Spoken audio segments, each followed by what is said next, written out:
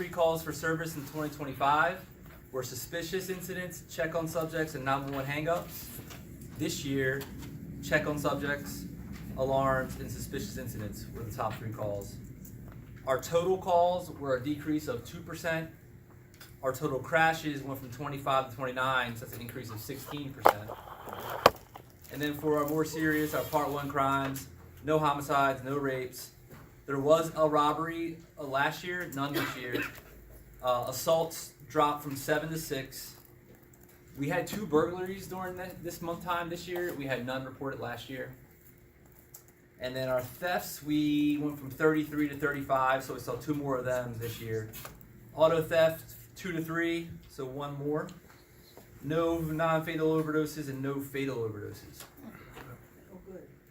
And I always report out on the school bus stop violations that we have for that month. And for the month of February in 2025, there were 571 of those red stop signs for school buses blown through. This year for the same month, 360, so a decrease. And we've been seeing that consistently month to month throughout the year. The education's getting out there, people are more aware of them, and they're stopping for them. So, and as far as those go, the hot spots for this area are the same that they always have been. It's those same couple spots I've talked about in the past, except for the hotel spot. It wasn't on the last couple hotspot reports. But the biggest one for this area is it seems to be Hanson Road and Magnolia Road, where they connect that freeway. It's a 4-way, but it looks like a 3-way. That's all I had for the crime report. I could take any questions. Yes. I have an update. The older lady that I mentioned to y'all last month, they did find her January 17th. Okay. She was well, and she actually lived in Edgewood, but she's in a rehab now, rehabilitation home now. Yeah. Good. Okay. Good. Thank you. Great. Yeah. Go ahead, Bill. Any update on this suspicious vehicle that was on Old Sound that you guys towed away, I think yesterday or the Yeah. It was kind of really beat up, banged up. Oh my gosh, was it? Yeah. So Audi Quattro. the owner of that vehicle has been in a dispute with a friend that he grew up with that also lives in Joppatowne, and there was some vandalism on part of that person. Okay. Yeah, so a it's all being personal- handled, investigated, charged, and everything. Yeah, it's all being wrapped up. Yeah, we were just curious, like, is there some other activity that as a community we should be aware of and be on the lookout for? But it sounds like, you know, it's just, Yeah, it's a dispute between 2 people. Yeah. okay. Not my friend. Yeah. Yes, sir. I know you can't say much because of operational security, Okay. but what have you heard in reference to possible sleeper cell activity in the area? I have heard, we have no reports of that. We have an intel unit that's working 24/7 on that kind of information, and we work with our federal partners on that stuff, and I have had no confirmed reports of that in our communities here in Harper County. I haven't heard of any. Yes? I just like hearing it, everyone, like just vacancies in the office, has it gone down, has it gone back up?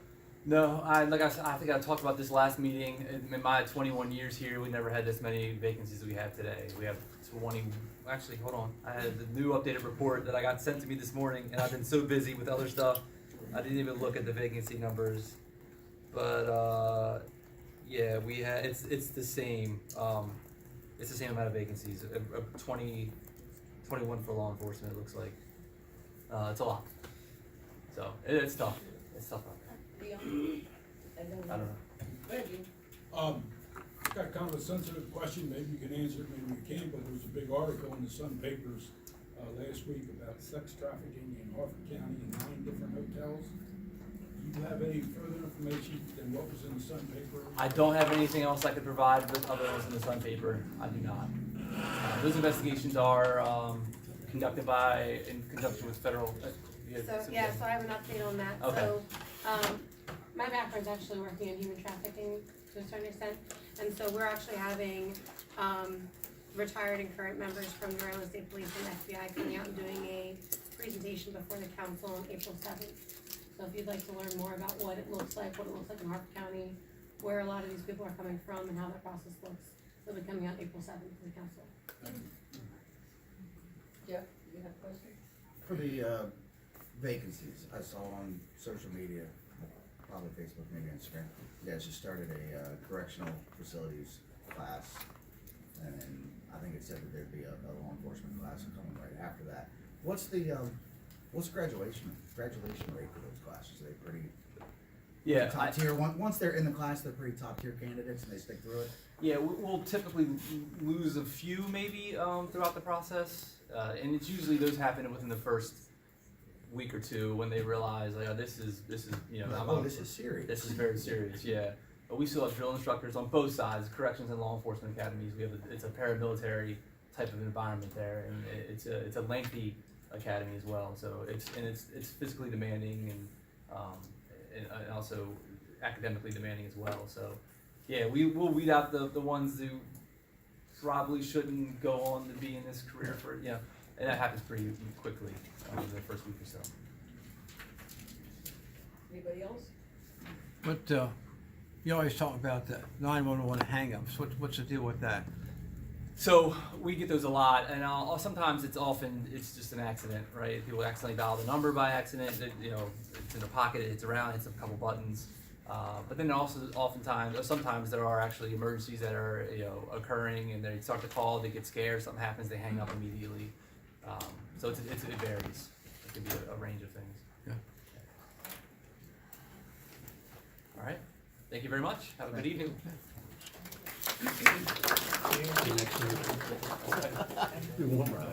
Okay, so we will get to our guest speaker, and I am delighted to introduce tonight's speaker, and that is our county executive, Bob Casper.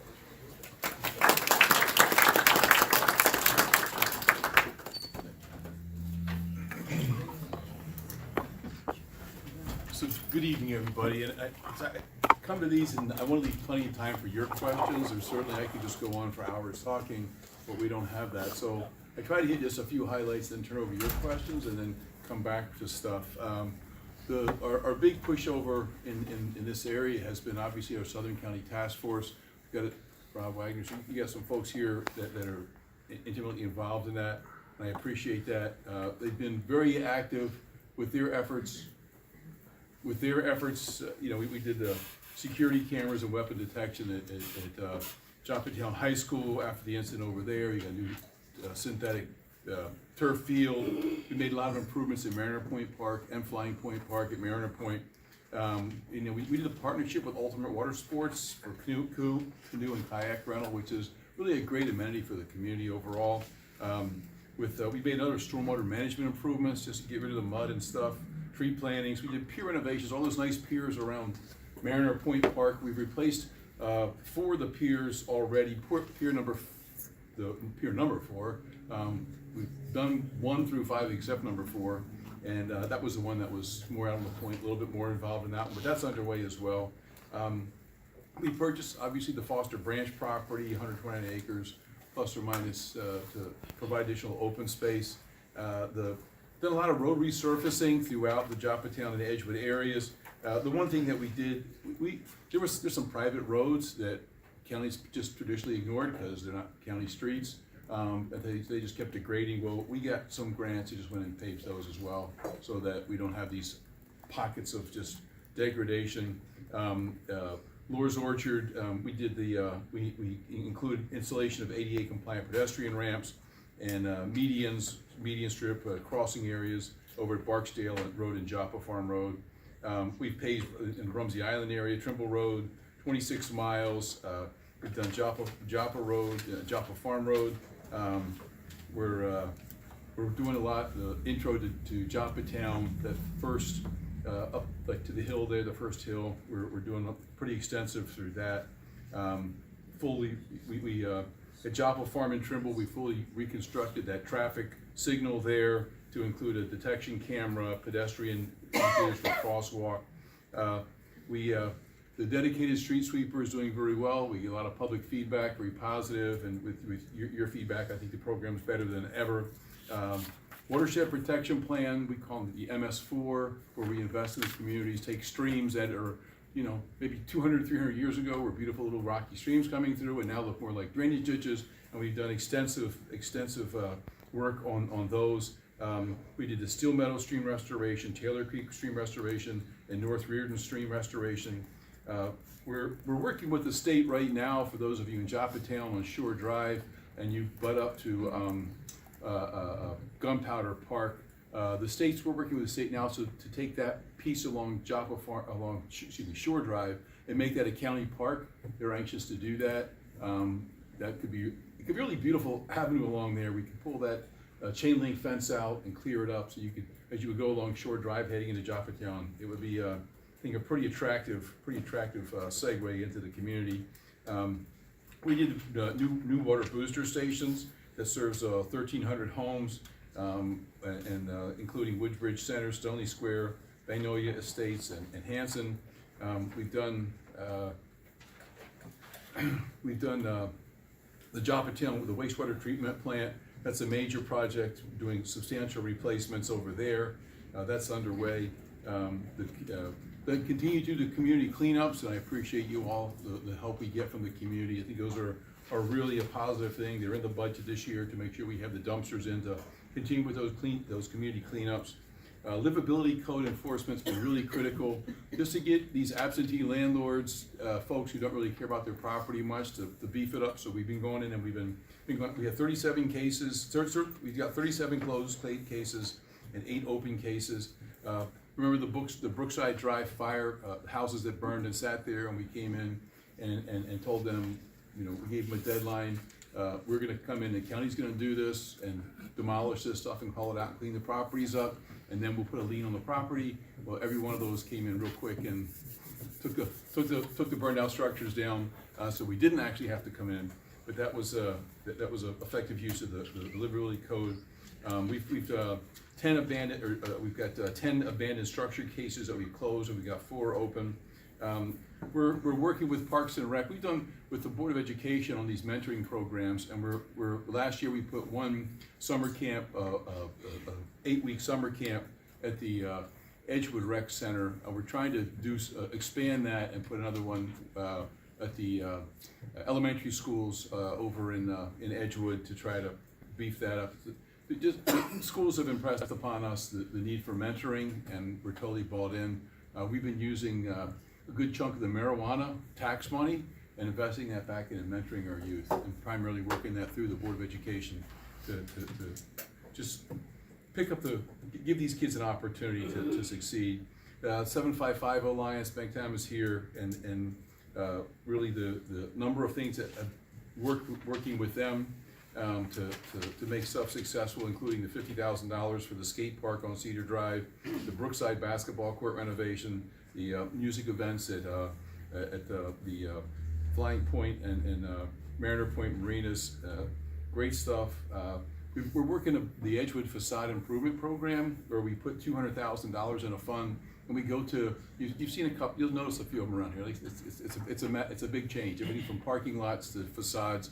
And our group will go in, and Raj's here, and we can take a picture of your building and say, if you accept this grant, here's what your building can look like. And you've got some right there on Edgewood Road, the one in particular that's been a nice change. It does a lot for the community.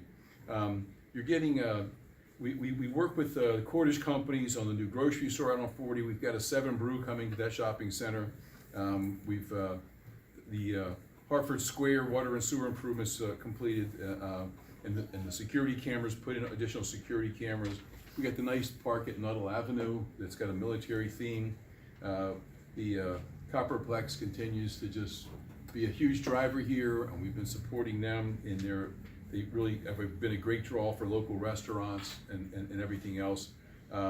For Ridgely's Reserve, I know a lot of you, that's when we work hard on. I appreciate where you're coming from, but we've done more than any other administration has done in the past in shut them down twice, completely, made them put in all new protocols to when they moved forward last time, and then we shut them back down again when they violated those. We fined them, and we asked the state to come in to support us, because they have additional fine authority, but they declined to do that. But we continue with inspections. I've walked the thing at least 4 times myself, to make sure that it's that they're compliant, and hike all around in there. So yes, is it where I would really like to have it? No, but we're moving. We've moved a lot in the right direction. So with that, I just open up to your questions. I know we have maybe we got our volunteer fire guys in the back. I know you guys had some questions that you intimated. You don't have any? You just, oh, well, it's good to see you all back here. Thanks for being here. So I just, since these gentlemen are here, they're just gentlemen back here today, but they have some ladies, but today's just gentlemen. You know what, we've invested a lot in our volunteer fire companies under my administration, from providing additional operating funds at record levels, but then we're doing it two ways. We're providing the volunteer fire companies with more monies to operate, but we're also removing a lot of the burdens from the fire companies. We're trying to, when I talk to the chiefs, just, it's tough enough just training people to fight fires and deploying out to fires. You got all this other stuff you got to do with equipment, ordering equipment, and testing and all that, advertising, recruiting, so training. So we've tried to step in and remove a lot of those burdens so that we can have a sustainable volunteer fire force. So things like training, where the training protocols from the state tend to be set up for professional firefighting companies, where people will show up Monday through Friday, 8 a.m. to 4 p.m., 5 p.m. That's a great system, except it doesn't work if you're a volunteer firefighter, and that's when you're actually employed, right? So, and so to try to get people in. So we've brought in our own trainers, and we're working with our fire companies to provide them training in the evenings, on the weekends, when it's convenient to volunteers, right? So we're doing that. We're working on putting in, assisting them with vehicle maintenance, with, the burdens they have for checking every piece of equipment, the breathing apparatuses they wear to clean their equipment, to checking the vehicles out and the hoses. It's a lot of stuff, and so we're in trying to assist, take some of that burden and the expense of the companies off. And the nice part of that is, if we do it together as a county, it's cheaper. If each fire company does it on their own contract, you don't get the bulk. So we come in, we do it as a county, and we can do things a lot better. So we're working with all our volunteer fire companies to try to have these common agreements that we can step in and purchase stuff. But they're doing a fantastic job. We just opened the new station in Belcamp, and we got our folks are doing really well throughout the county. The paid ambulance service that we started up is doing fantastic. We've got 17 units. I think 16 are ALS and one is not VLS. I think 16. We float because if you lose somebody and they're not trained up, that ALS goes down to a BLS, right? So you go up and down. But we've got 17 units, 24/7, and our response time for emergency response is, full sirens on because somebody's having a coronary or they're bleeding or accident, is below 8 minutes countywide. So we're really doing very well on serving the citizens of the county. It's a far a big improvement from where things are now, and this community is getting your share of that. You're getting the responses here, the staffing here. It's the same level as anywhere else in the county, right? You got the same level of training, the same level of attention, and we adjust our response areas to make sure that those ambulances can be there. And if one area is maxed out, we slide them over. We just keep moving the ambos around. So things are doing very well from that perspective. So with that, I'll open up to address your questions. Is that all right? Yeah, Yes, oh, go ahead. absolutely. I have a Yeah, question. go ahead. I live on Shore Drive. Exactly where are we talking about making a park? Sure, as you come right as you come off of Joppa Farm Road, Right, and you hit Shore Drive, you start going around there, and the community's been doing a nice job of cleaning out right. the we have a undergrowth. bit of- So as you look along there, and there's that chain link fence. Well, the other side of the chain link fence is the state park. So we can't. Right, It's okay. Gunpowder State Park. So what we're working with the state is that would become a county park. So Okay. then we can, the challenge we got is the community comes to us and says, hey, we would like to come in there, we wanna cut out some of the invasive species, we'd like to put some trails in. I can't prove that, cause it's not my park. But if the county takes possession of it, then we are delighted to partner with community groups and come up with, give us the plan and you got it. So that's the nice part of that. And if they've done if that goes nicely, that piece of Shore Drive, you're looking at some beautiful, Oh, I know. it's really beautiful beyond the scrub and the nonsense that's in there.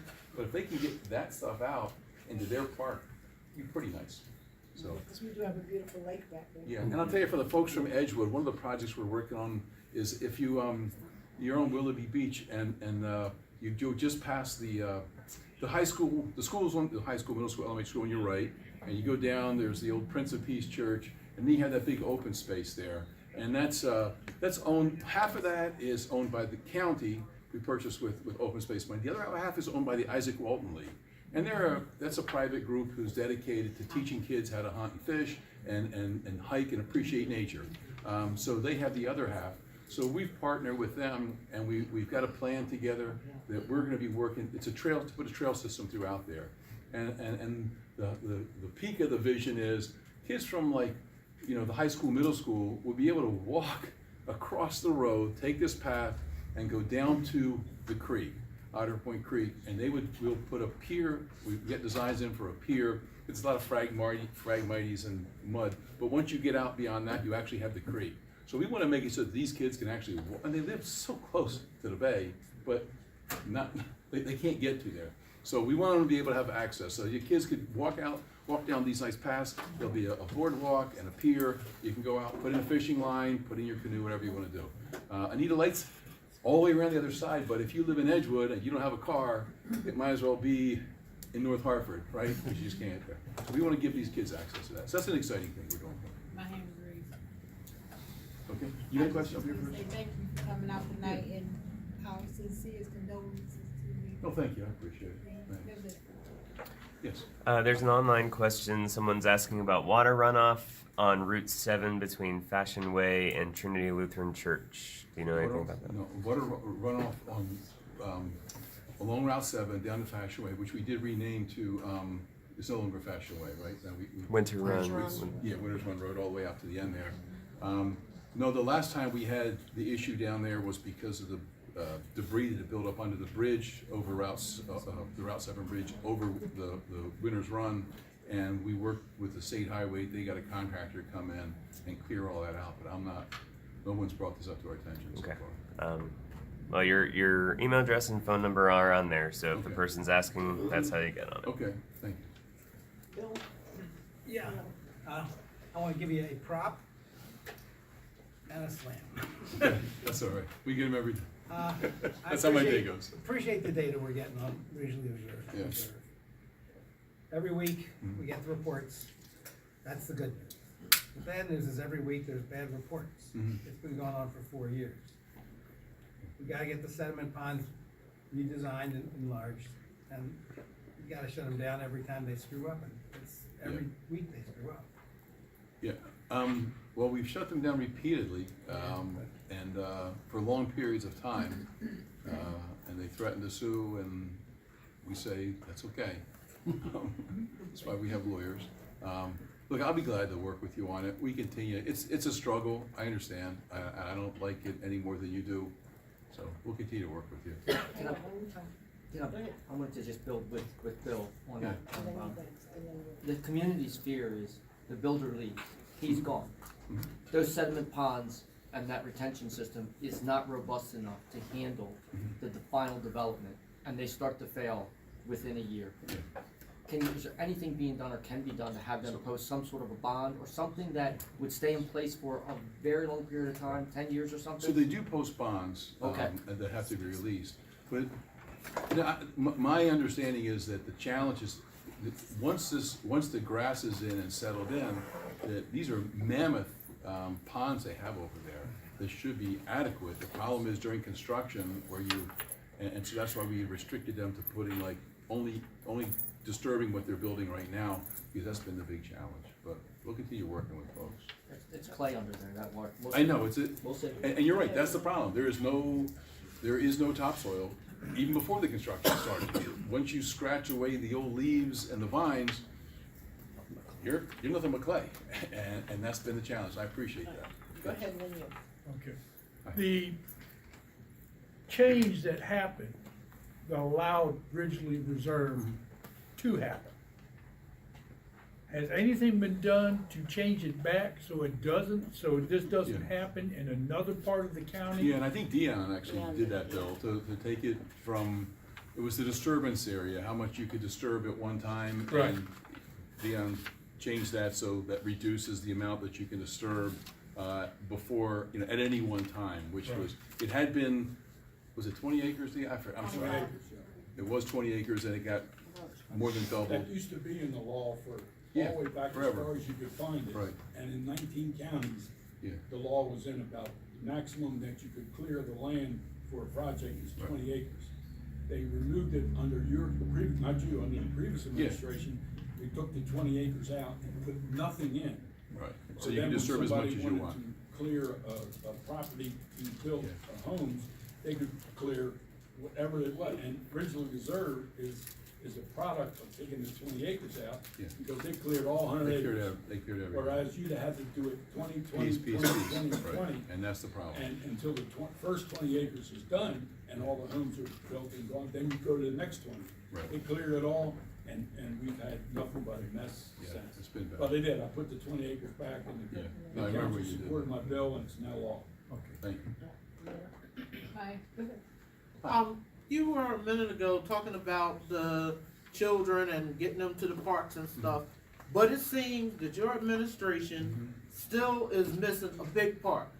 What about the 107 kids that your school system has labeled and is put down as homeless? What about myself and a 72-year-old woman, wheelchair bound, that has to live in her car? Why is nothing being done? When you go to the HUD website, and I can pull up here and show it to all of y'all, and go under the continuum of care funding, Harford County has gotten $3 million. They have what they have sent to every jurisdiction and who the person was in every state in the union. There's only one place in Harford County where the funding is going. And if they can't make sure that their sub-grantees are following the Fair Housing Act and following the ADA, which means myself and a couple that I ran out into last week that had been tossed on the street because she has a service dog and they were put out of the shelter. If they're not following the Fair Housing Act and the ADA, then according to what the HUD website itself says that anyone receiving any funds must follow all HUD guidelines and regulations and all federal laws. So how is it if the only entity that's getting the funding for Harford County isn't doing that? Why is the Harford County Housing Office or your office just sitting back and not doing anything for those 107 school children that are homeless and for the rest of the homeless population? Why is there only one place in Harford County that takes single women that don't have children? You have 6 beds for females, 28 for males. Make it make sense. I'm gonna be happy to take a look at it. We did just get a federal audit for all of our federal grants and it came out sparkling clean, but I'll take a look at that and get back to you. Rob, taking those. Thank you. Yes. So thank you for being here. And I want to say that you guys have done a really great job communicating with the people through the Facebook page and your page. But I really want to ask you personally why you and your team find it appropriate to basically use it as like a second campaign page. Like, there's a lot of information. I want to go there, but I kind of like, you know, you've been elected, but I think at that point the partisanship should be on your personal campaign page instead of using your personal. And I'm not saying that's you. It could be your campaign team. I'm trying to. Yeah, my campaign team doesn't touch the county webpage. I have my own Facebook page for the campaign. Then we have the county webpage and the county Facebook, which don't engage in partisan activities. But look, what I do is what I do. And whether I'm running for office or not, I need to communicate with people what I do. We do a heck of a lot of really great stuff. Does that help us in the campaign? Absolutely. People want to do good stuff. But even if there's not a campaign, people need to know that. So we're communicating with the citizens, let them know all the great stuff. I mean, I gave you a 3-page list. This list could have been 30 pages. I could still be up here saying we did X, Y, and Z. We've done so much stuff in this community because I spent 8 years representing this community in the Senate, and I walked all the neighborhoods twice, at least, and some of them many more times than that. And I've talked to the people. I've been in the schools, I've been in the communities, and I appreciate the challenges and the opportunities. So we're in here working hard. And the other part that I don't even touch on is we work really well with Harvey Improving Ground. The Edge, particularly this side over here on Edgewood. A lot of great jobs in there and more to come because we're advocating heavily for those. There's a lot of great opportunities. And those jobs aren't just on the other side of the fence, they're on this side of the fence because there's a lot of that's done through contractors. And so we're working heavily with the contractors to bring good paying jobs into this community. Dion had a question, and then Rob. Yeah, Bob, first I want to thank you for the effort you make in the southern part of the county. Creating a Southern County Task Force was something, when I lived in the county for 60 years, and even some of the previous county executives, I never seen anybody go to that effort on the Southern County. So really appreciate that and appreciate Bob's, Wagner's efforts here to lead the group. We got a lot done here in the Southern County when I first took office. I remember you called me up, let's meet. You and I met together in Edgewood, got in the car, you said drive me all around Edgewood and all around Joppatowne, show me everything that needs to be done. We spent the entire day, then we got a bike and I treated it. So it wasn't counting. No, I'm sure you didn't. It wasn't counting, no. So anyway, I want to thank you for doing all that, and also we spoke about, which a great, after 20 years, we've been fooling around with this Plecker property, with this and that, and stopping them putting a trash transfer station and everything else, and fight. Finally, we met and talked about it, and I said, how about dog park, you know? And I can't take all the credit, because Gloria put it on me to go ask Bob about a dog park. So that, along with what you wanted to do, is get a place for shrubberies and all there. So that's going, I was glad to see there's now engineering going forward this spring. Right. Well, I wanted to ask you one question about, is the dredging.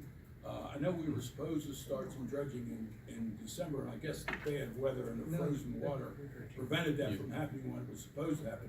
I now know it's just started, so I guess they're not gonna be able to complete all the dredging that we're going to do, they're not gonna have enough time. Are they? I'm not aware of any reductions in the scope. I mean, we contracted for the full scope of the dredging, and I can get you, nobody's come back to me and said we gotta reduce what we're planning to do, so we're planning to. He was talking about his property, and it was doing that one strip down there, where's that? That Foster Branch piece, but the big piece is from about 100 yards outside the bridge, all the way down, all the way into past the marina and up to the condos. They're gonna include that in this dredging? I'm gonna have to bring Paul in, beyond to get you, I mean, everything that we briefed the community on before, there's been no reductions that I'm aware of any of that. We're moving forward with that. I mean, obviously the state does their piece, and then we're doing our piece, and we offered to the homeowners, if they wanted to extend it further, they could join in on the contract, and it was. When was that? I'm a homeowner there. Yeah. I don't recall getting that notice. All right, okay, can you get with Rob, and we'll get back to you and see where that stands. Yeah. Hang on. I got some information late today about that, and my information reads that the Foster Branch dredging project is nearly 80% complete and will be done in about a week or week and a half, and we had to get a permit extension due to the water being iced over for about 2 weeks.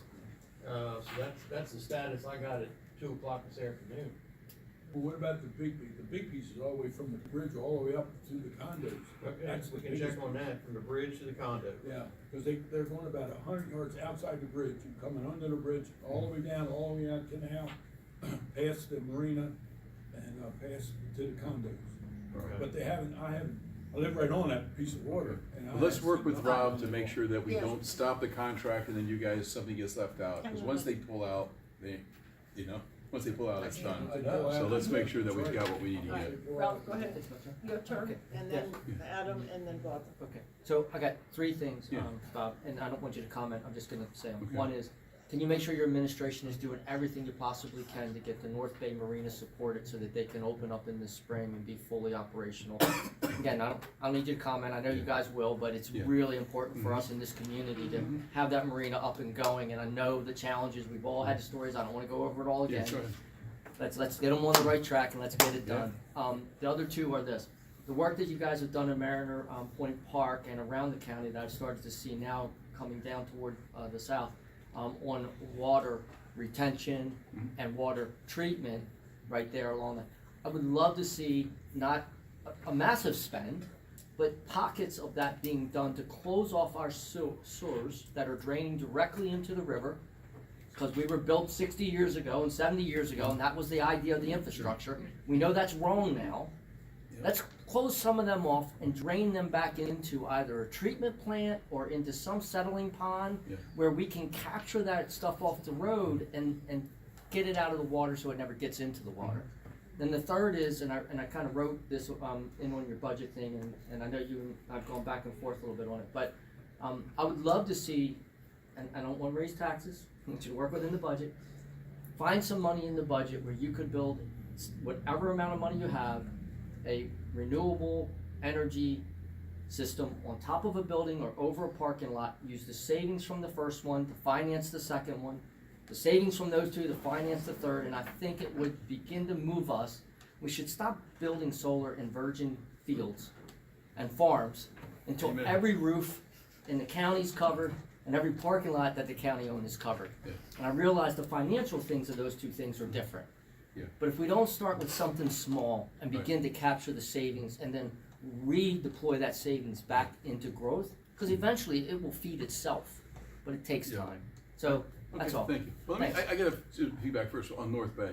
Like, I think that's a fantastic project. We jump behind that. Yeah. This is not the county, this is the owners. It's a problem. They got a problem in their management and their structure. I'm not gonna get into that. I know there's court actions, but from our standpoint, we were like, come on, show us a plan, show us something. We'll work with you. We'll get this in. And I tell my people in permitting, your job isn't to say no, it's to tell people how to get to yes. Work with them, help them. We never work with I haven't seen my team work with anybody harder than to try to pull them across the finish line. But at some point, they had to do something, and so that was a problem. The MS4, look, we're committed to the MS4, and that's your stream restorations. I don't have the numbers. We get county-wide. We've done a whole lot, and we work. But these projects, we did a really nice one over there by Church Creek, behind Church Creek Elementary School. We continue to do these, and the MS4s are where exactly what you say. You take convert where the rainwater is just being fed into the old stream, and it's just washing it out and pushing it into the bay. We come in, we completely redo the stream bed. We put in swales, settlement ponds, and we're doing them all over the county. But it's a big county, and you're exactly right. Where for 200 years, the solution was you just cut a hole and run it into the bay.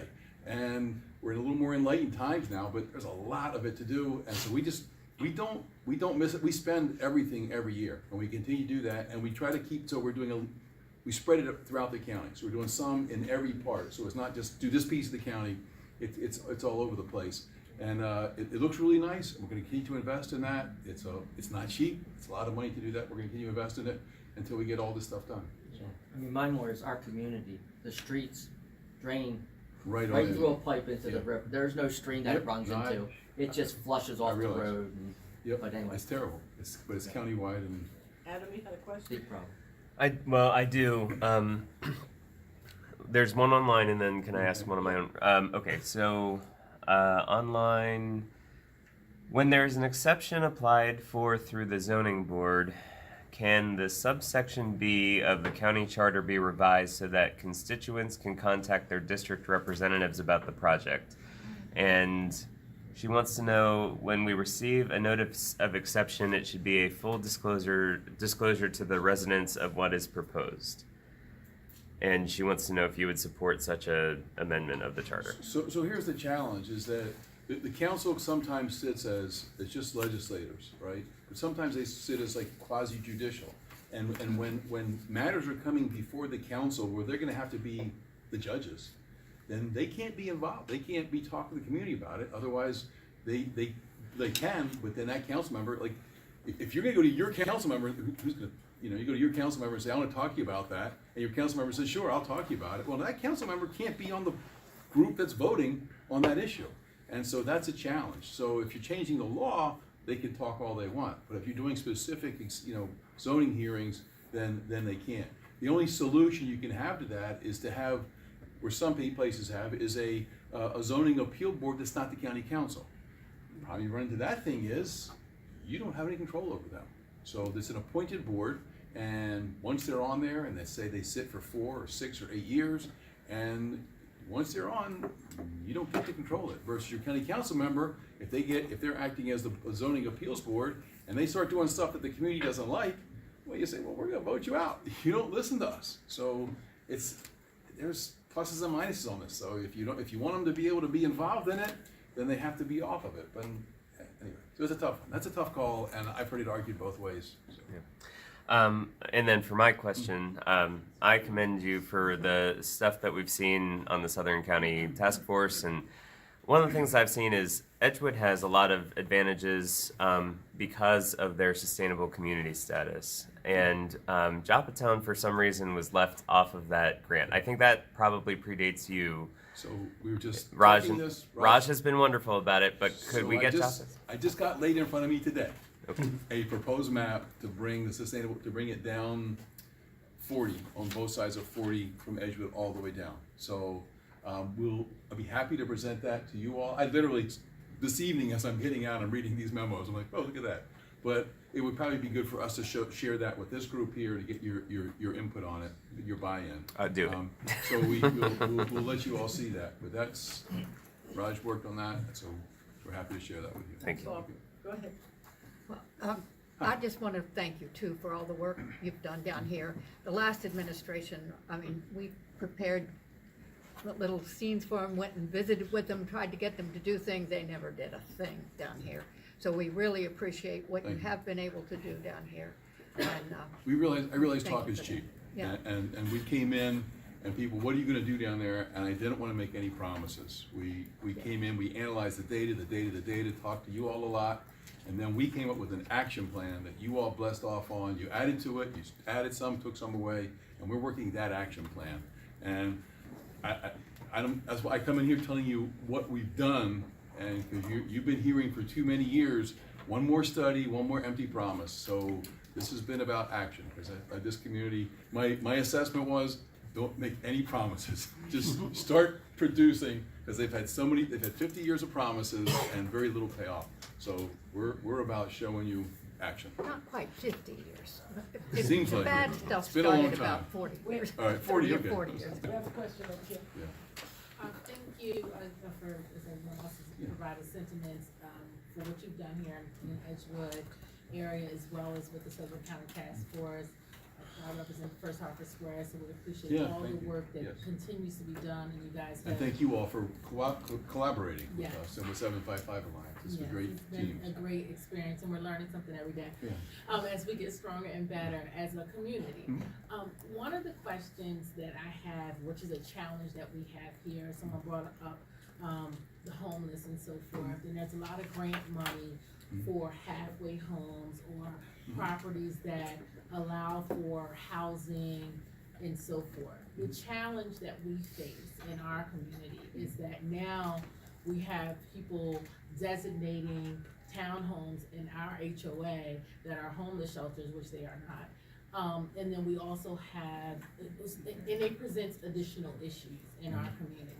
So with those grants and so forth that come forth that allow people to have rehab homes, to have low-income properties, what type of oversight is happening there? You know, we have, crime and so forth in our area, but the challenge we have is, we have a lot of children, we have adults and so forth. These folks are rehabbing, which means they are in a state where they are getting healthy, but may not be completely healthy, or what have you, and we have people roaming, we have, drug paraphernalia, different things that happen. Where is the checks and balances? Because I think I've asked the question before, can we somehow limit the amount of them in a specific concentrated area, because it does bring down the area, quite frankly. And if that's not the case, what type of protocols are in place to ensure that those homes are being monitored, they are keeping within whatever guidelines there are, and in making sure that our folks who are living around them remain safe? Yeah, so you're talking different things here. Ones you see like homeless shelters, that's a totally different animal. And we shouldn't have, well. I know your table here's gonna get me in trouble, because I have some of this front table saying build lots of homeless shelters, and then instead of the table saying don't do that. So I'm gonna lose this argument. This table's gonna make me lose no matter what. But I can't, the one side that I can address you on is the halfway houses that are for drug addiction. And then you also have halfway house, not really, they're not halfway houses, they're care houses for people with mental disabilities. Yes. And they may live there for 20 years. They're not temporary. For those social services works with those. We have no control. Typically, we find that those are fine people. They have either serious physical or mental disability, but they're not like evil. They may fall down once in a while, but they're not bad in the community. Then you have folks who, which is, it seems to be a bigger challenge, are the halfway houses with the drug treatment. And typically, these are a problem throughout, and the challenge we have is that the state protects them. I'm sorry, the federal law protects them. And so the only thing we can do, and that's why we're anxious to improve on our livability code, the only thing we can do is say how many people can be there. But look, I live in the middle of Bel Air, and I've got one block that way, and another block that way, and another block that way.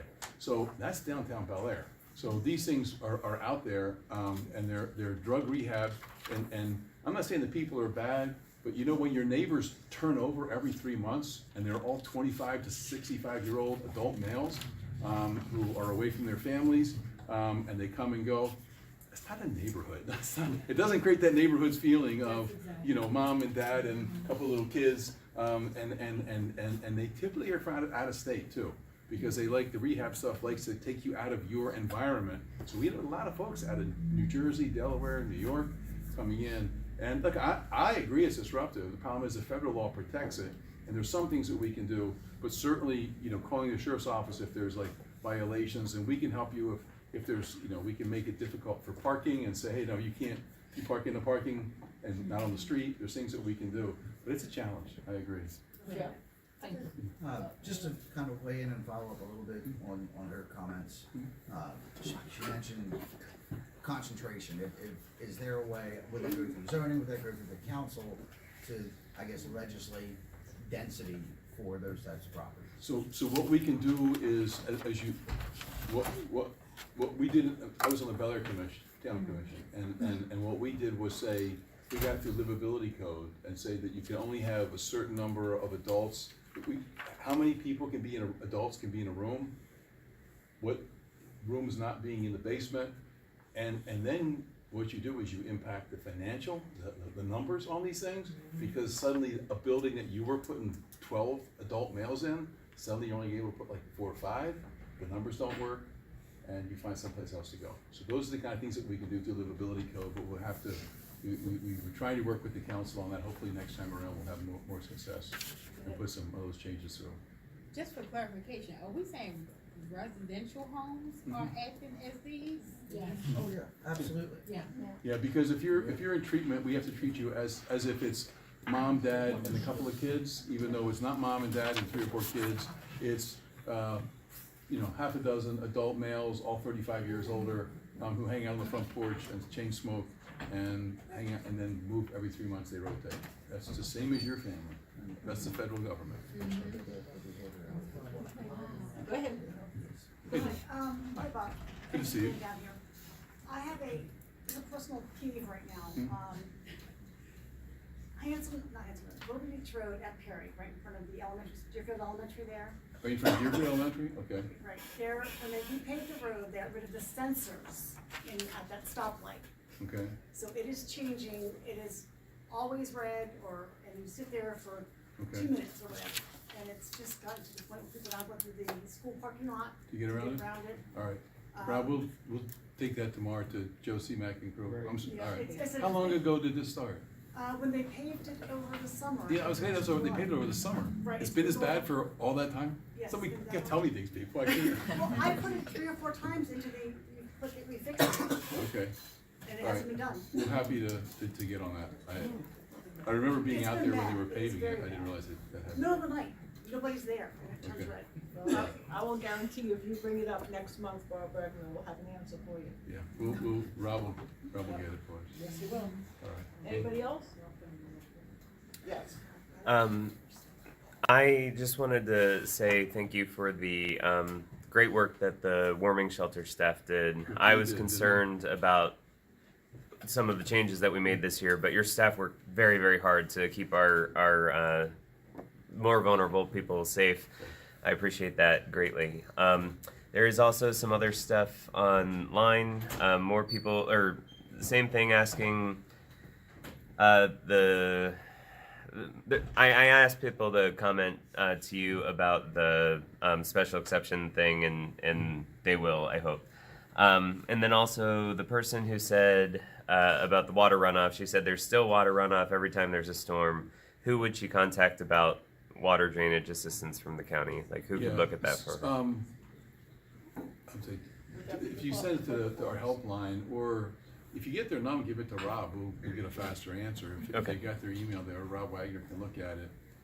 Cause we were getting flooding down there, but that was because the debris of the bridge would back up and it would flood all those houses. So that's something we took care of. I don't know about this other one. It's not been brought up for us yet. Okay. All right, last one. Close out question. Close out Quick question. Okay. Joppa Farm Road, do you have any schedule, about repaving that? It's been bad, and after this Yes. winter, it's really bad. Yeah, so I know the initial plan, that the money is there, I guess they're just waiting for decent weather to do it, is from Route 40 back, as they described it to me, it kind of like past Shore Drive, as you kind of start to go up the hill. I mean, we're gonna do the whole thing, but we're doing it in phases, and that was the first phase, was that. And these are all curb, gutter, we're not just overlay, we're going in and redoing Joppa Farm Road. So, yeah, it's needed and we're moving.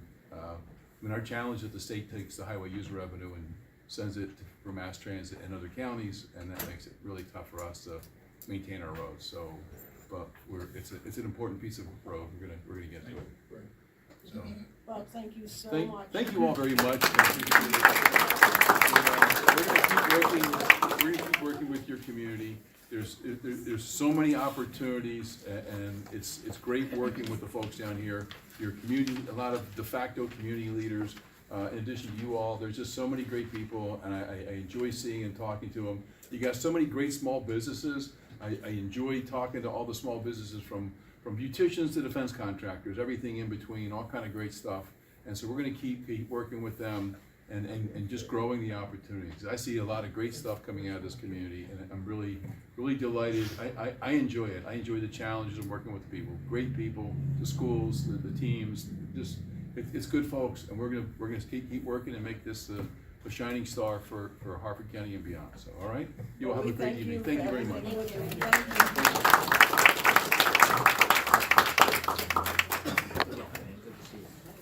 Is Cynthia Alexia? I didn't see Cynthia. I didn't see her. No, I'm saying this. Okay, in that case, Rob Wagner, you're up.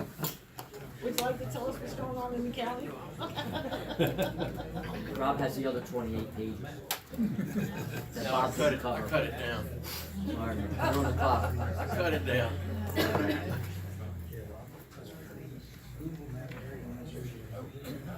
No, I started looking over some of the things that we were doing and what we're in the process of doing, and like I've told you before, government doesn't move fast, no matter where it is. So a lot of the projects that we've talked about over the last couple of months are still in process, but they're moving ahead. I will go ahead and continue on with some of the updates from some of our projects that I did get this afternoon about 2 o'clock. The Cunyon Field Path is currently under design. Solid waste management concepts have been submitted. The Lake Serene trails, they're waiting for MDE and a dam permit. They're making us get a dam permit because the trail is gonna go over the end where the outfall is. So we're, yeah, dam permit, that's exactly what it is. Lake Serene Dam, you will be seeing some boring done there. MDE wanted borings done at all their dams throughout. There's one being done at the top end of the county. Don't know why, because they want to make sure the soils are soil types enough that's going to hold it. Well, if it's held it for 30 years, it's going to continue to hold it. So you bore it and it weakens it. But that's MDE, that's what they want to do. So you'll see some work being done at the dam at Lake Serene, but it's not in part of this trail work. Watergate Court Stream Project has about 2 more months of construction on the stream near Watergate Court, and then they will stabilize the topsoil pile that is along Brookside Drive and Gateway. Edgewater Village Stream Project is going out to bid for a stream project at Brookside Drive and Gilway Court. He's already covered the Foster Branch Dredging Project. Joppatowne Activity Center Complex design is underway for 3 large fields, plus a smaller field, plus a pickleball courts off Tremble. Mariner Point Park, Pier 4 repair, he mentioned that, but that's the one that is currently under design it was the problem, and the Army Corps of Engineer has comments on that. Edgewood Activity Center building renovations, fire alarm estimates been received, and there's gonna be a possible roof replacement at that facility. And we are gonna have another update for the public in, I think it's either late May or early June. I should have written that date down and brought it, I'll bring it next time to let you know, but there's gonna be another public meeting for the Southern County Task Force, for everybody to come together, tell us what we did right, tell us what we did wrong, and tell us what you want moving ahead. So that wraps my piece up. It's just a continuation of what Bob had to tell you, but more stuff. So I'll take any questions you have, and Jeff? I may have missed it when Bob was up there. Was there an ETA for the start date for the traffic signal at Joppa Farmers? I don't have that. If I get it, I'll let you know. I'll check on that. Well, The new roof over Edgewood's gonna be solar panels, right? Uh-huh. One of those Tesla roofs? Oh, absolutely. Then the place burns down 3 weeks later. Perfect place to start. We're good? Thank you, guys. You said that they have a drawing For- out for the proposed community center for Right. Joppa. Yep. So, how many renditions are they looking at or taking under consideration? I think the way the parcel is, I think there's only one that they're looking at, but when they finally get to a place where that is the serious consideration, they'll bring it out for public comment. You'll see it. This is just the step where you Yes. are in the process right Yes, now. yes, Yeah. you'll see it. Before digging dirt, you'll see it.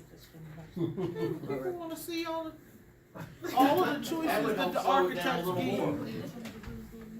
Okay, who's next? You'll come back if you Okay, so Ron, you're up. Get him, Mr. Rob. And I have a comment for you personally. Thank you for the information that you sent me. I'm the security coaching for our synagogue, and I was, every other month, the chair or the co-chair writes a safety and security thing. And we always do a safety thing about the synagogue, and I thought this time I would do some safety tips for home. And Ron was nice enough to send me some flyers about lithium batteries and whatever, and it is in our newsletter this month. Good. Basically, all the stuff we talk about here all the time. Just a couple things tonight. I'm keeping it short because of Bob was here tonight. On 227, we had a fire on Harbor Place. It was contained to the porch. I think that was the one where there was where the refrigerator on the porch caught fire. So it is what it is. We had one on Haven Place, which is a shed fire. The shed fire, and the parent cause, according to the fire marshal, was to make things plug into a power strip. I think we've talked about this before, about what to plug into a power strip, what not to plug into it. So, just want to be careful what you're plugging in, and heaters and things like that may be plugged straightly into the wall. Last month, we had somebody inquire about the dryer safety, about things about doing with the dryer. So I'll print out a flyer for tonight for laundry. Making sure you're cleaning out that filter after each, the inside filter, you clean out after every single load. Okay, don't go a couple loads. And then the lint filter, and then your tubing that goes outside that vents the dryer outside. Make sure that's cleaned off, and if they maybe once a year or something. If you find your clothes are not drying on a normal cycle within a normal amount of time, for those who have ones that are programmed, like mine, I just put in what's in there and it just does it till it's dry.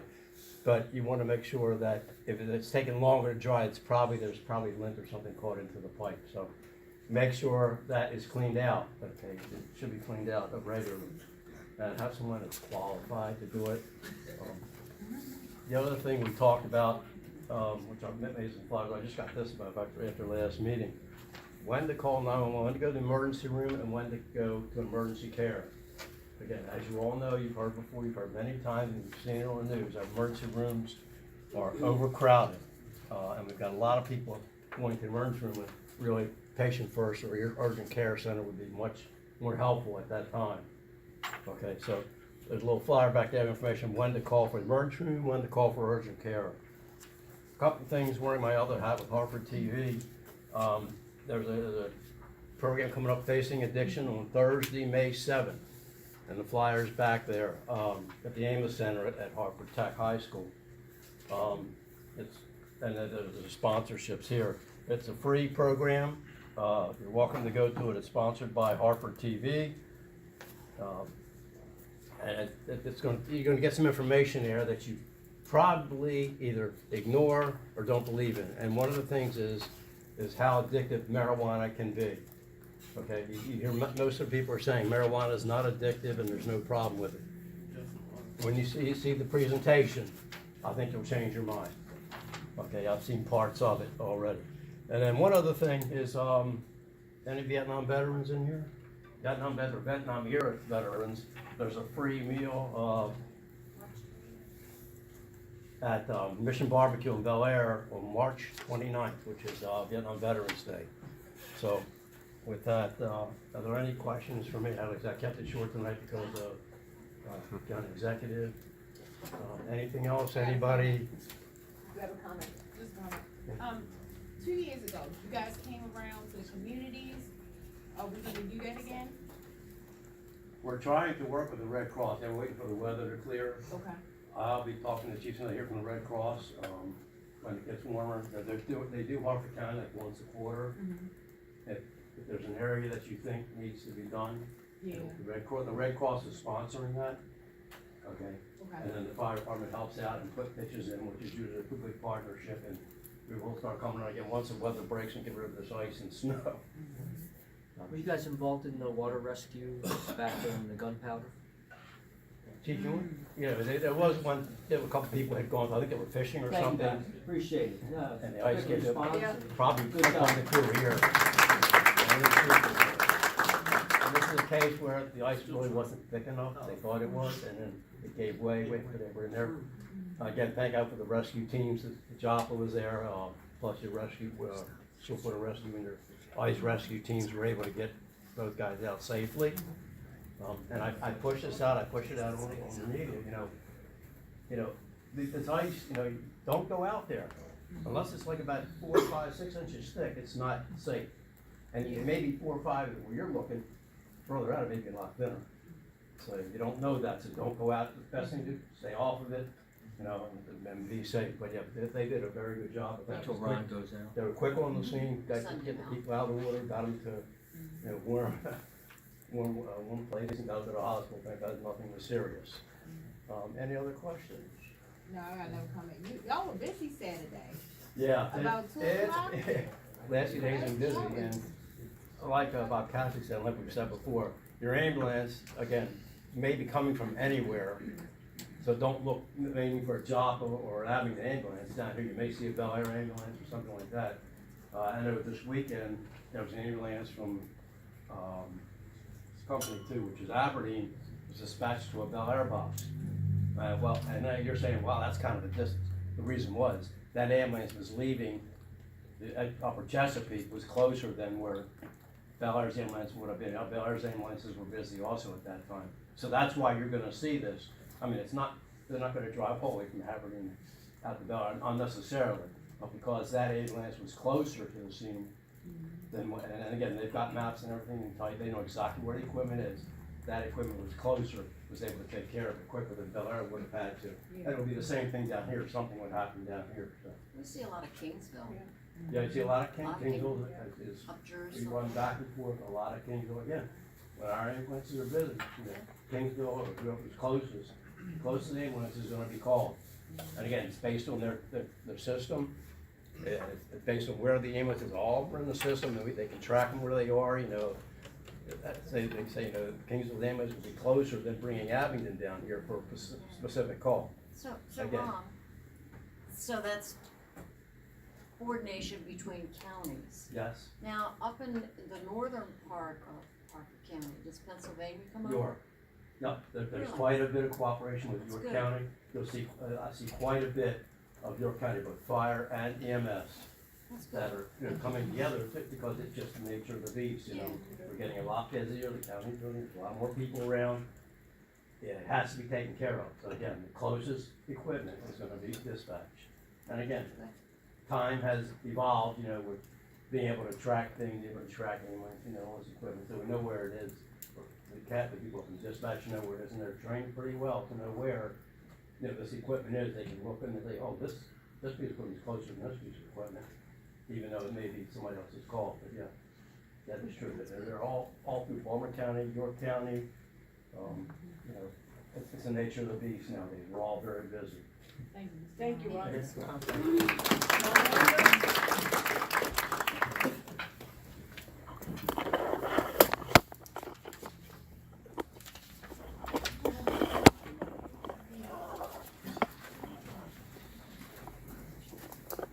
Okay, I'm gonna be brief too, because I think we're on a roll tonight.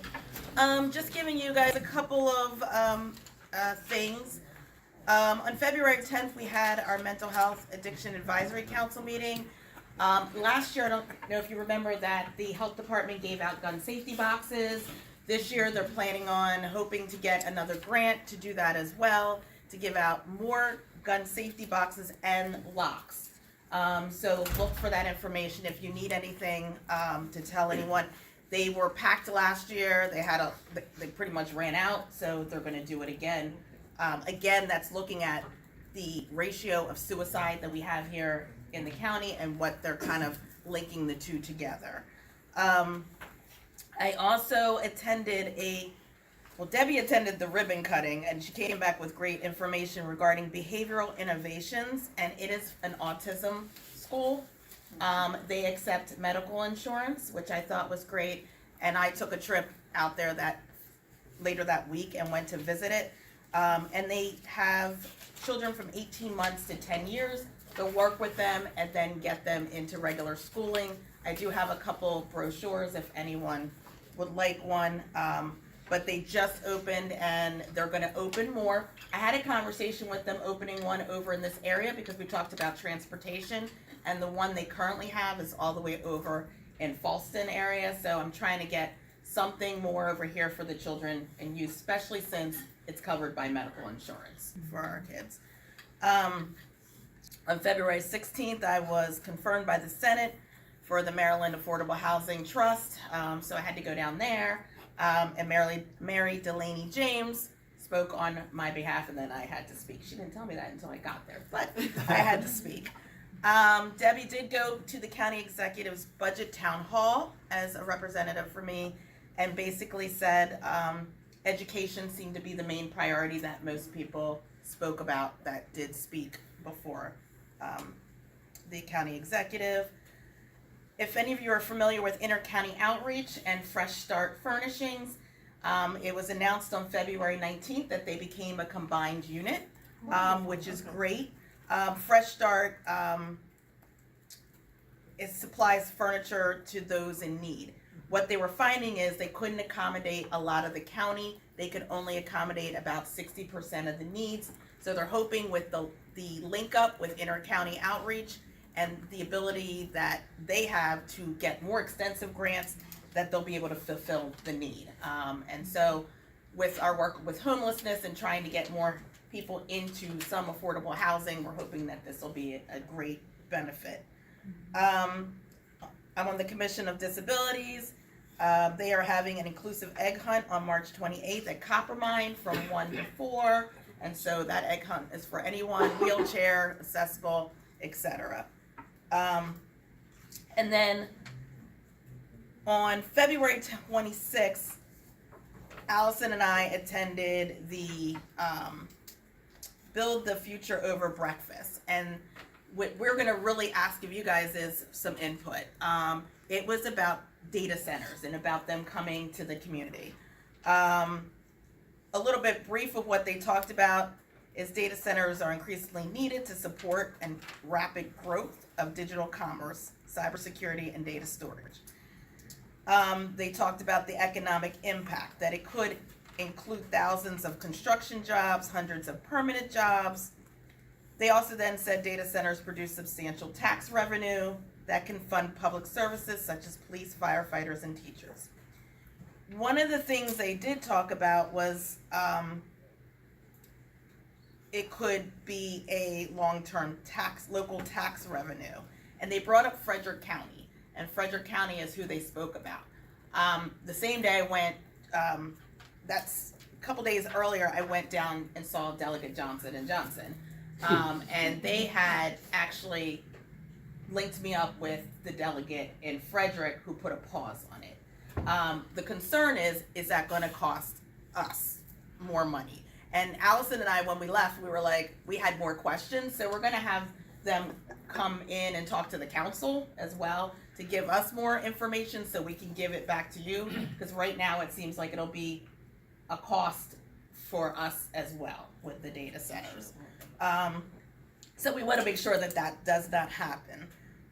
But they were talking, they had some benefits, they had some pros and cons, it's just looking at what that looks like.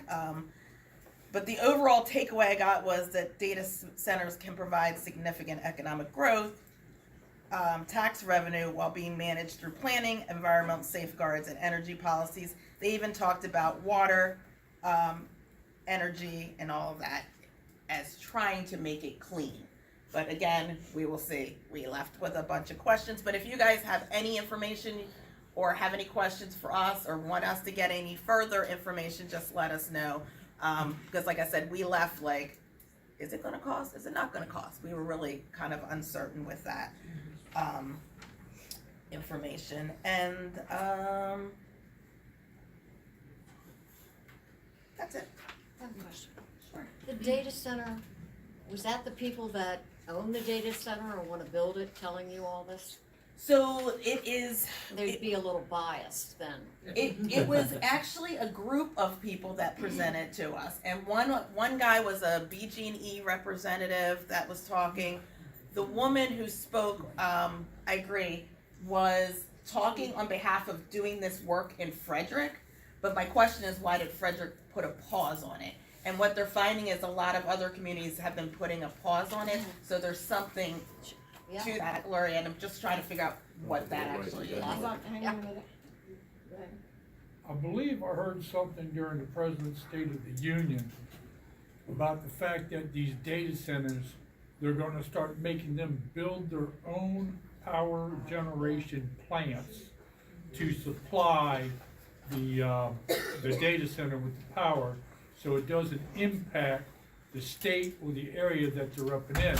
Fact is, I just heard something on the TV here a little while back that 3 Mile Island is starting back up because a data center has bought property adjacent to it and is going to use 3 Mile Island to power them. And so one of the things she was talking about is currently from Virginia all the way to pretty much Massachusetts, there's 13 states already on the set grid of getting some energy coming here, there. Not everyone's getting it because we're not tapped into it. And like I said, there was a lot of different questions about that.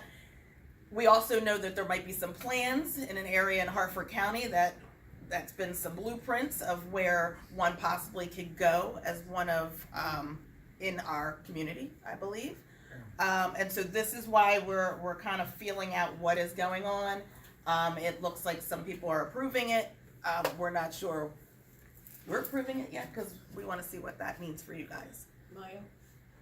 Well, they keep discussing on WBAL, the radio, and it would be good to ask them to ask the county executive when he's on with them later this month, because they, like the communities in Virginia and different places, it's such a drag on the power grid.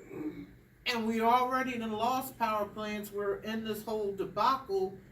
Why would we want to bring that into the mix right now in Maryland when there's already so much up in the air? We're power short. Yeah. And that's why we had a lot of questions, because it was kind of what you said, Gloria. Who's making the money? What does this mean? Where is it going? Are we getting the energy? Are we getting taxed on it? Are we getting lower bills? Because that BG&E question of the billing and all that cycling also came up. It doesn't seem to be, I don't know, it doesn't seem to be the proper time. They've got to get us back adequate, so we have adequate electricity for what's residents and businesses already here, not to have a further drain on the power grid and you're still dealing with the whole Piedmont thing and all. No. Ralph? So, yeah, so you're looking for input. I think you heard a lot of it here. Mhm. The thing I'd wanna know is they're not gonna be, power negative, they're gonna be power positive, which means they're gonna build a, small nuclear or some sort of generator that's gonna run their own facility, and they're gonna actually produce more than they use and send extra back to the grid. Second is, they should be a fully self-contained water system. When I worked at Procter & Gamble, we built paper plants. Paper plants take a ton of water, so what we did was we built a closed system. We filled it up once, and then you have a heat exchanger outside of the building that cools that water and feeds it right back to the plant. That way you're not sucking water out of the bay and you're not kicking hot water back out the back door. It can be done, it's expensive, but if they can make all that money doing it, let them put the money in, not us. Yeah, and that was the And discussion. put solar on their roof. Yeah. And that was the discussion. With a ton of lithium batteries. The water. I thought it was a new battery, but there was discussion about the water and all of what you just said. We have But another comment over here. But we'll take the jobs. It's only her. 7 Brew, do we have a time frame of them coming in, and what should we be doing for a trade? 7 Brew is cruising through the process. I mean, they were designated to be here by spring. I see Raj. I mean, that's what I still see. Is it looking like spring? That's what Yeah. Maybe add a month or two after that, but. Yeah, but I'm watching them go through and approval through the DAC Traffic is process. fine for now. Traffic is fine. I think we got a better shot at it than Abingdon, even though I heard that they did the traffic some shift Yeah, they this changed it. weekend or Abingdon off something the that wheel made it a road. little bit better. But I'm praying that traffic looks okay when it starts. Thank you. Anything else? Thank you. Thank you, Nolani.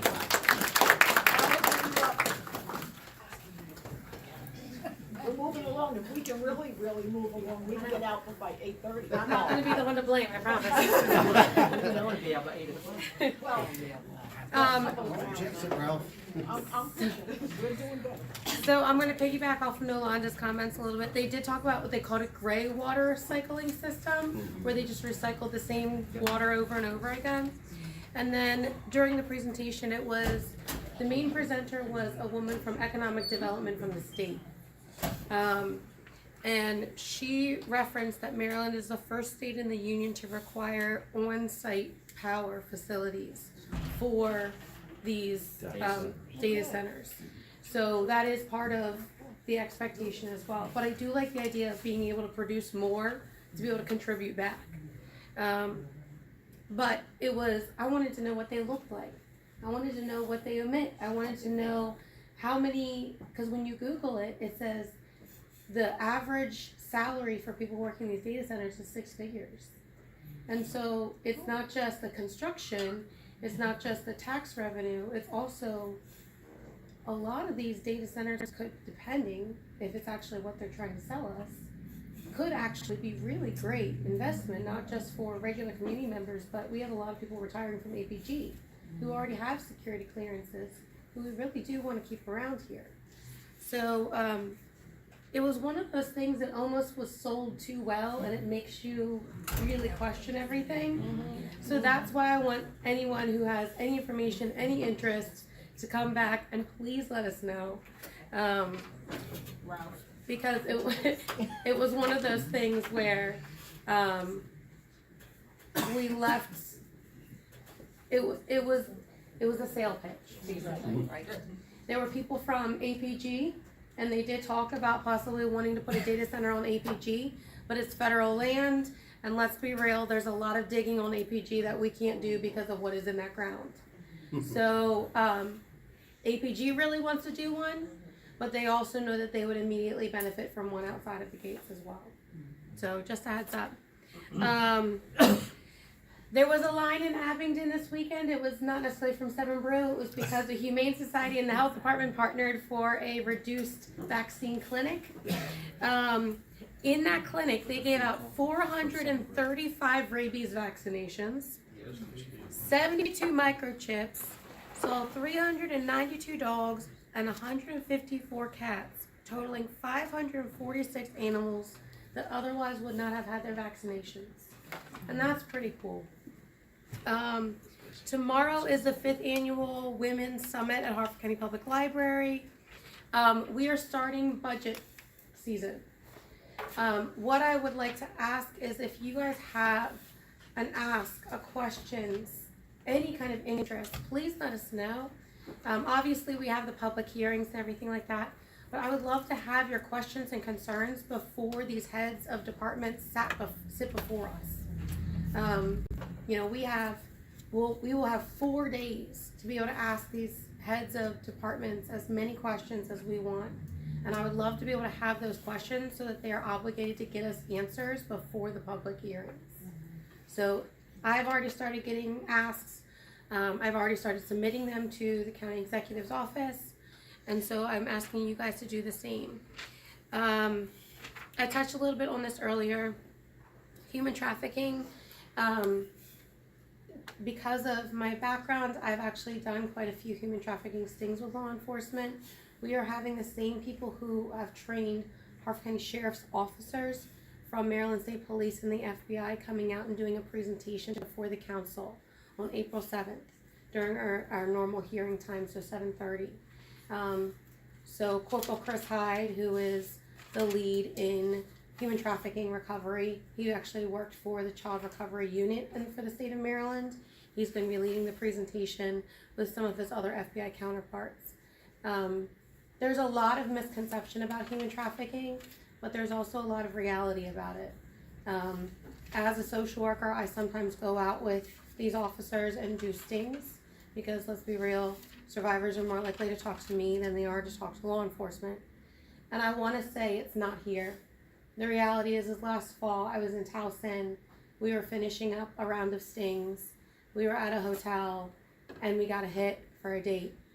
And the date ended up being a 16-year-old runaway from Harford County. And so it is here. It doesn't necessarily just travel through. The reality is we have what feels like a whole bunch of missing teenagers right now. And those teenagers are highly susceptible to this. So please feel free to come out. It's public hearing. They'll be more than happy to kind of answer any questions. If you guys have any concerns or questions, even prior to, I'll be happy to submit them.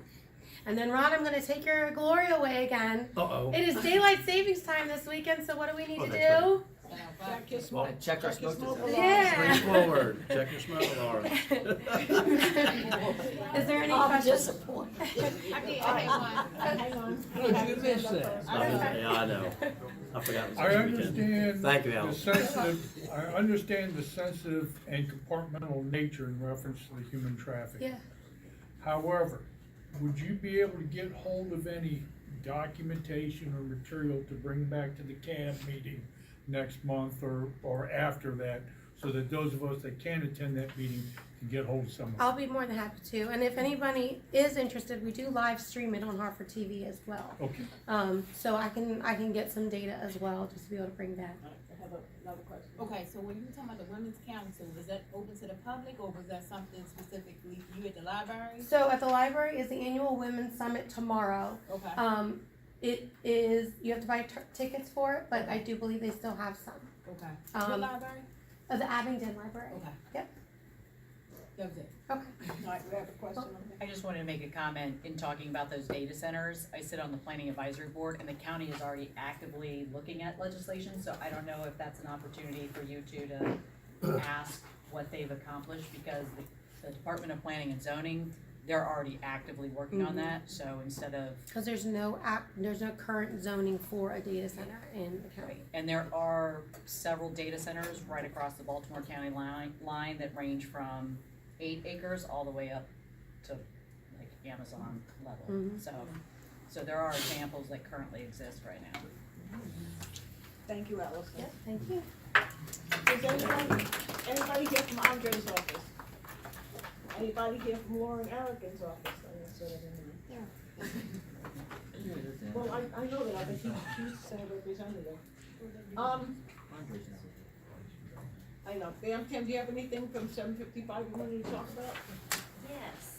So, it's like a student in class with a teacher called cold, right? So, to be honest, so in Yolanda, in Councilwoman Roberts' summary, it has 3 of our current flyers of events that are finalized. So the first one has to do with our first Sunday Farmers Market. So the dates are published, and the first one is not the first Sunday because of Easter, so it starts on April 12th, but it's the first Sunday thereafter, and it's at Post 17. So we invite everybody to come out and shop local to keep the farmers and all the local vendors, engaged so that they'll come out on a Sunday. But then the second flyer we have is our community cleanups. We have 6 locations that are, we partner with the county. They provide all the dumpsters that we need for the day, and it's just continuous free access to, we'll have county residents, we'll have volunteers, and we partner with communities that are, we're replacing it, but it's open for any, residents all throughout the county. So you can dispose of your old mattresses, old furniture, old appliances that, we have a scrap metal recycler there. So those dates are published, and we also published it online on social media. The only correction we have to the flyer that's in the current brochure is Hartford Square. We had to, the county had to adjust the date to April 25th, so it's no longer May 2nd. But, again, community members can go to any of those locations. So the other finalized event that we have is the Hartford County Spring Nationals. It's a power boat race. It's a 2-day event at Flying Point Park. It's gonna be our signature event combined with our music festival. So we're flip-flopping what we used to do in the spring at Mariner, so we're gonna have that at Flying Point Park. It's exciting, 12 legs of races by different power boats, and it's with the American Power Boat Association. So again, all these events are free, and we're working out details for our series of family movie nights, and so that'll be published at a later date when we have that. And in each of the events, aside from the cleanups, we will integrate some component of America 250 for Harvard. So a patriotic dance. That's it. Thank you. Yes, Bill. The short version is the flotilla for the gunpowder is now organized for this year. Everybody gets their boats or gets somebody else's boats or kayaks or paddle boards. We meet up at Mariner Point Park. The 2 big issues, we're trying to get people on both sides of the river, which we had last year. We got fights on both sides of the river between Risley Reserve, Days Cove, and something else coming up, which is PFAs and the other one, PCBs being released into the river. And so we're letting both county governments know we want clean water, clean seafood, clean children. Before we go around the council, I know the primaries are coming up, and we don't do anything political in here, but there are a lot of candidates that are running for office that are here tonight. So what I'm gonna ask is just that they stand up, just tell me their names and what they're running for, and I'm sure that they'll be more than happy to spend a few minutes after the meeting if anybody would like to engage with them.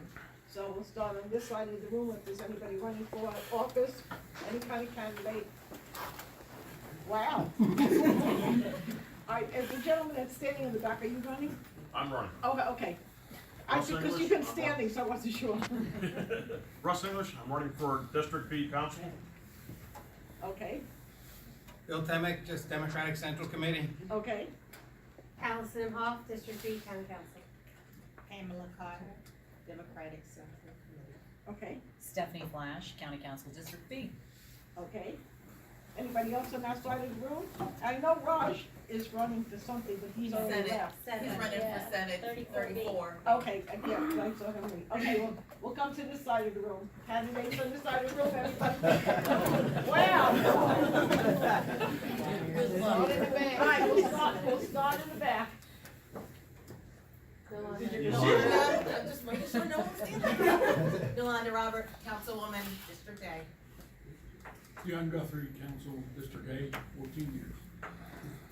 Donna Blaisdell, Board of Education, District A. Danny Paez, Board of Education, District A as well. Hunter Baker, County Council, District E. What is that, and that is That's what? Aberdeen. Aberdeen, Aberdeen. okay. Elliot Herniker, State Delegate, District 34A. Okay, Andy Stein Flint, Republican Central Committee. Jeff Beck, County Council, District A. Joanna Strickler Lucas, Democratic Central Committee and Register of Wills.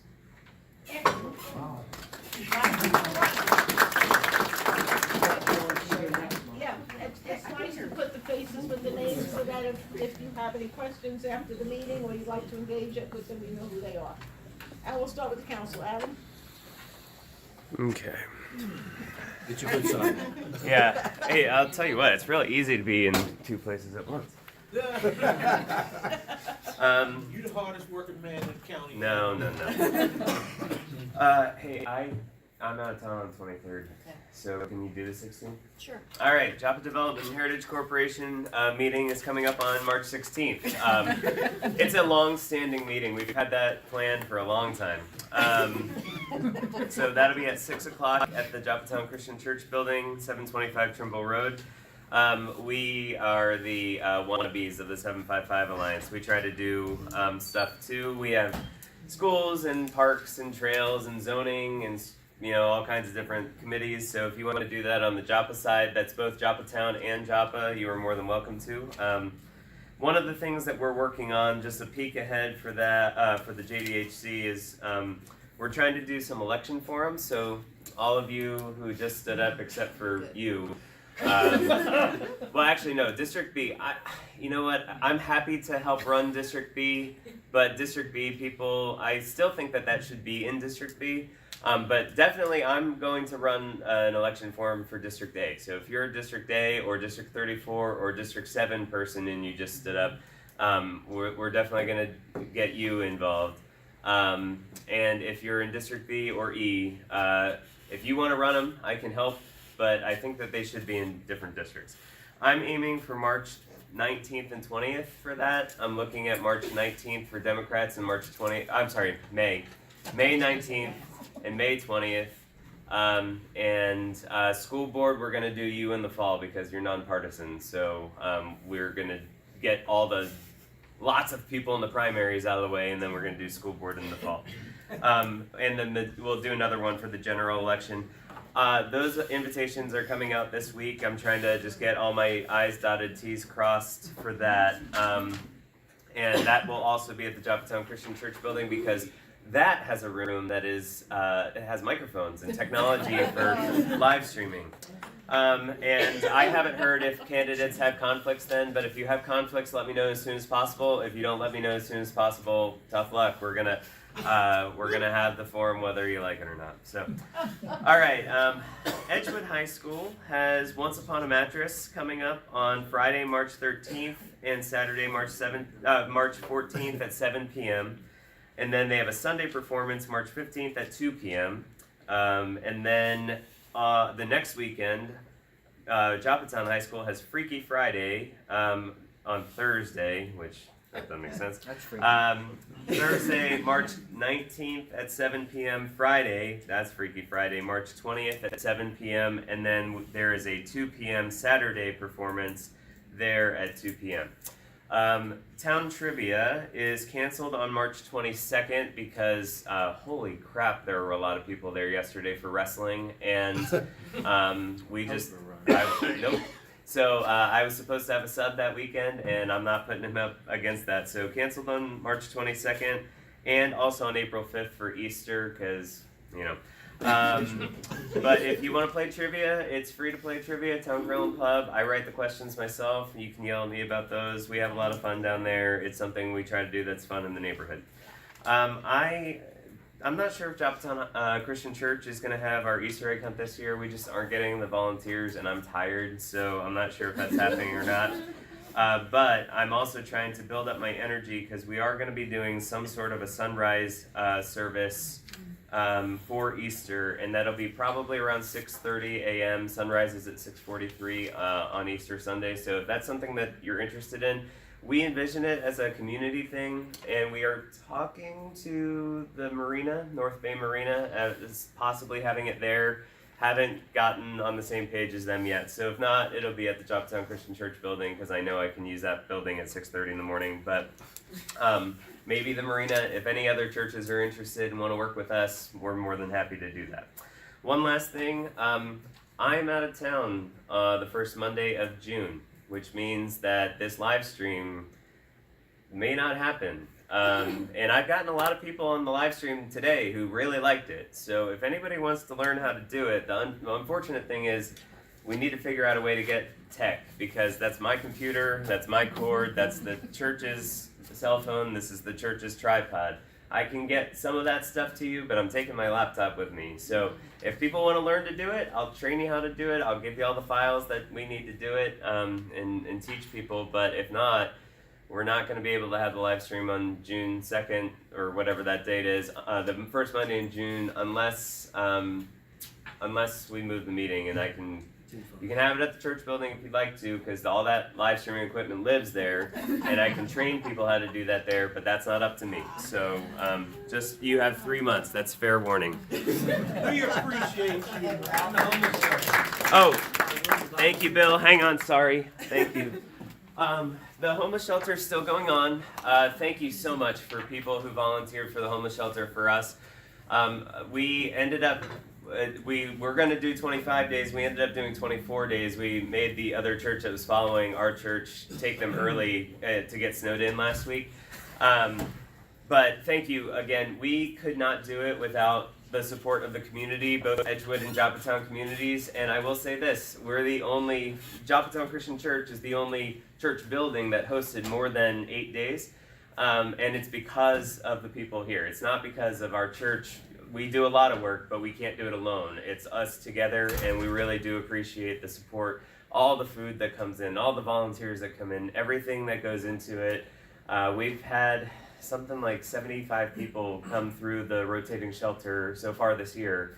And some of them stay for a little bit, some of them stay for the whole time. That effort ends 2 weeks, 2 weeks from today. And as Maya said, we have 32 beds in Bell Camp, and we have more than that many people who are experiencing homelessness in this county. And who knows, it might still be cold at that point. So the warming shelter is like the literal last part of the safety net. We're glad that that's there, but thank you for everybody who joins in this effort with us every year. We couldn't do it without you, but there's still a lot more work to be done.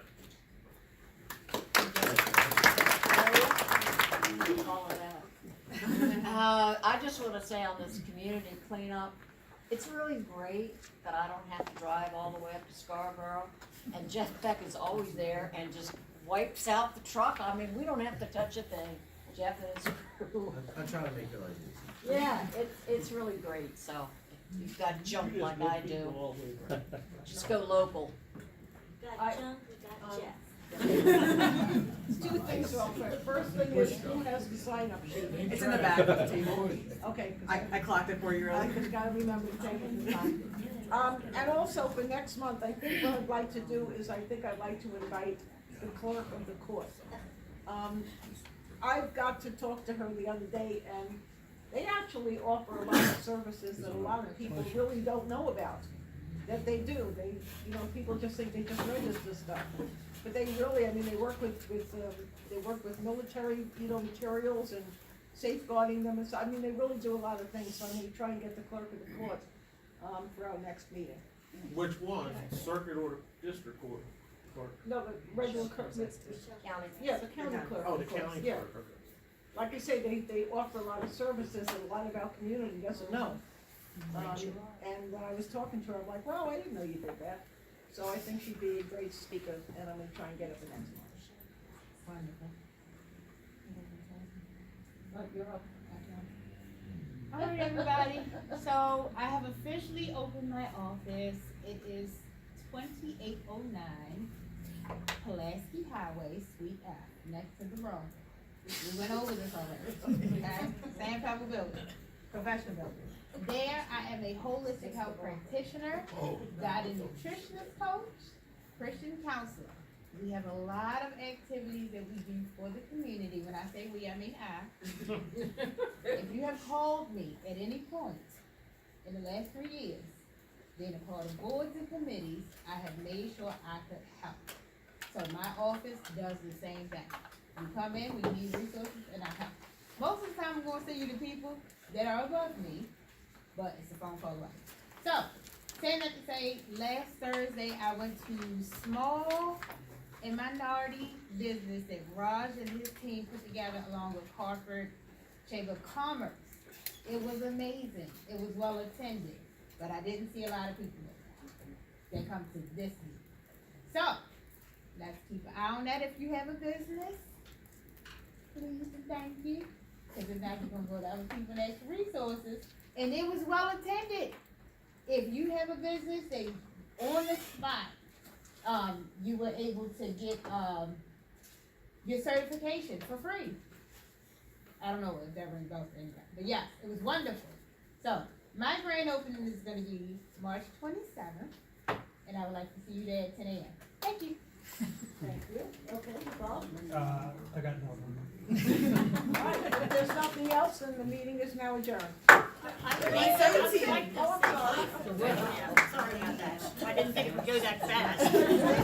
I have like a little short presentation that I'd like to give about the Joppa area, but I can't do it in front of the county council. Right. So if they could please leave the room, I could do that really quickly. I don't think that does, yeah. I don't think we could do that, Jean. I'm sorry, go ahead. Okay, just a piece of information. The We Are America marchers are coming through Hartford County, and they go to their website. It's a non-political group, but they bring concerns of people. They march from Philadelphia to Washington, D.C. They're looking for places, on April 17th and the, next day to be able to stay and to eat. And so if you know of any churches, any other facilities that may be willing to help with that, Delane Lewis is the contact, and her phone number is 410-804-3607. So again, they're looking for places for to house the marchers. They have their own food. They're just looking for church, VFW, whatever type of facility that they would be able to have their marchers. Thank you. You're welcome. All right, now we are officially adjourned. 8:15.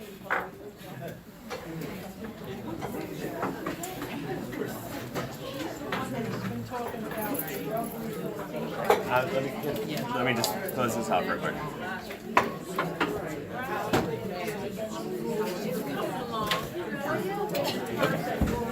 Quick question for the homeless shelter that you were just referencing.